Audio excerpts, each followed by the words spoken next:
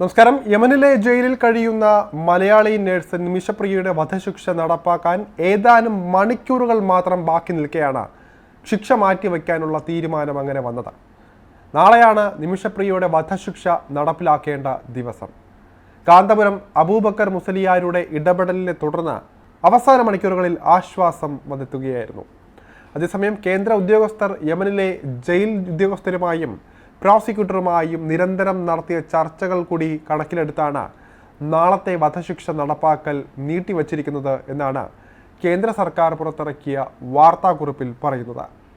കൊല്ലപ്പെട്ട തലാലിൻ്റെ കുടുംബം ദയാധനം കൈപ്പറ്റി നിമിഷപ്രിയയ്ക്ക് മാപ്പ് നൽകുക എന്നത് മാത്രമാണ് ശരീഅത്ത് നിയമപ്രകാരം വധശിക്ഷയിൽ നിന്ന് രക്ഷപ്പെടാനുള്ള ഏക വഴി. ഇതുവരെയും തലാലിൻ്റെ കുടുംബവുമായി ഒരു ചർച്ച പോലും സാധ്യമായിരുന്നില്ല. യമനിലെ സൂഫി പണ്ഡിതൻ ഷെയ്ഖ് ഹബീബ് ഉമറുമായി ചേർന്ന കാന്തപുരം നടത്തിയ ശ്രമങ്ങൾക്കൊടുവിലാണ് തലാലിൻ്റെ കുടുംബം ചർച്ചയ്ക്ക് പോലും തയ്യാറായത്. കാന്തപുരം അടക്കമുള്ളവർ പങ്കെടുത്ത കഴിഞ്ഞ ദിവസത്തെ ചർച്ചയിൽ ഉന്നയിച്ച നിമിഷപ്രിയയ്ക്ക് മാപ്പ് നൽകണമെന്ന ആവശ്യത്തിൽ കുടുംബം ഇതുവരെയും തീരുമാനം അറിയിച്ചിട്ടില്ല. എങ്കിലും മതപണ്ഡിതരുടെ നേതൃത്വത്തിൽ നടക്കുന്ന ചർച്ചയിൽ അനുകൂലമായ തീരുമാനം വരുമെന്ന് തന്നെയാണ് നിമിഷപ്രിയയുടെ കുടുംബവും കേരളവും ഒരുപോലെ പ്രതീക്ഷിക്കുന്നത്.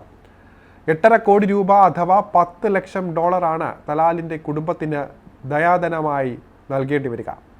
തലാലിൻ്റെ കുടുംബത്തിലെ 2 പേർക്കാണ് നിമിഷപ്രിയയെ വധശിക്ഷയിൽ നിന്ന് ഒഴിവാക്കുന്നതിനോട് കടുത്ത എതിർപ്പുള്ളത് എന്നാണ് വിവരം. ഇവർക്ക് കടുത്ത പകയാണ് നിമിഷപ്രിയയോടുള്ളതെന്നും യമനിലെ പ്രാകൃത ശിക്ഷാരീതികളോട് കൂടിയ വധശിക്ഷ നിമിഷപ്രിയയ്ക്ക് ലഭിക്കണമെന്നും വാദിച്ചിരുന്നു. മരണശേഷം തലാലിനോട് ചെയ്തത് ചൂണ്ടിക്കാട്ടിയായിരുന്നു ഇവരുടെ എല്ലാം ആവശ്യം. എന്നാൽ ഖുറാൻ സൂക്തങ്ങൾ അടക്കം ചൂണ്ടിക്കാട്ടി കുടുംബത്തെ അനുനയിപ്പിക്കാനുള്ള നീക്കങ്ങളായിരുന്നു ചർച്ചയിൽ നടന്നത്. ഏതാനും നിമിഷങ്ങൾ മുൻപ് വരെയും ഇതുമായി ബന്ധപ്പെട്ട ചർച്ചകൾ ഉണ്ടായിട്ടുണ്ടായിരുന്നു. തലാലിൻ്റെ നാടായ ദമാറിൽ വെച്ചാണ് ചർച്ചകൾ നടന്നുകൊണ്ടിരിക്കുന്നത്. വധശിക്ഷ ഇളവ് ചെയ്ത് കിട്ടാനുള്ള ചർച്ചകൾ ഇനിയും തുടരുമെന്നാണ് കാന്തപുരവുമായി ബന്ധപ്പെട്ട വൃത്തങ്ങൾ അറിയിക്കുന്നത്. നിമിഷപ്രിയയുടെ മോചനത്തിനായി അതിവേഗ നീക്കമായിരുന്നു നടന്നതെന്നാണ് മോചനത്തിന് വേണ്ടി പ്രവർത്തിക്കുന്ന ആക്ഷൻ കൗൺസിൽ ഭാരവാഹികൾ അറിയിച്ചത്.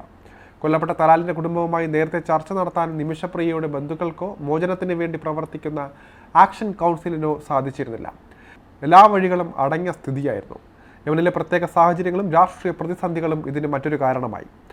നിമിഷപ്രിയ കഴിയുന്ന സനാ പ്രദേശം ഭരിക്കുന്ന ഹൂത്തി പിന്തുണയുള്ള ഭരണകൂടവുമായി ബന്ധപ്പെടാനുള്ള മാർഗമില്ലാത്തതും വലിയ തടസ്സമായി. യമനിലേക്ക് ചർച്ചയ്ക്കായി ഇന്ത്യൻ പൗരന്മാർക്ക് നേരിട്ട് പോകാനുള്ള പ്രയാസങ്ങളും നിലനിന്നിരുന്നു. കൊല്ലപ്പെട്ട തലാലിൻ്റെ കുടുംബവുമായി ചർച്ച നടത്താൻ ഗ്രാമമുഖ്യന്മാർ വഴി മാത്രമേ സാധ്യമായിരുന്നുള്ളൂ. ഇതിനെ മറികടക്കാൻ നിരവധി കടമ്പകളും ഉണ്ടായിരുന്നു. നേരത്തെ ഈ വഴിയുള്ള ചർച്ചകൾക്കായി ഏറെ ശ്രമം നടന്നെങ്കിലും അതും പൂർണ്ണമായി വിജയിച്ചില്ല.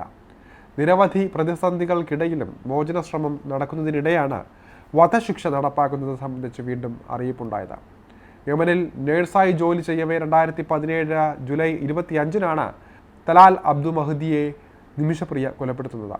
യമനിൽ സ്വന്തമായി ക്ലിനിക്ക് തുടങ്ങാൻ തലാൽ സഹായം വാഗ്ദാനം ചെയ്തിരുന്നു. തുടർന്ന് ഇയാൾ നിമിഷപ്രിയയുടെ പാസ്പോർട്ടും പിടിച്ചെടുത്ത് ക്രൂരമായ പീഡനം നടത്തിയതുമാണ് കൊലപാതകത്തിന് കാരണമായതെന്നാണ് അറിയുന്നത്.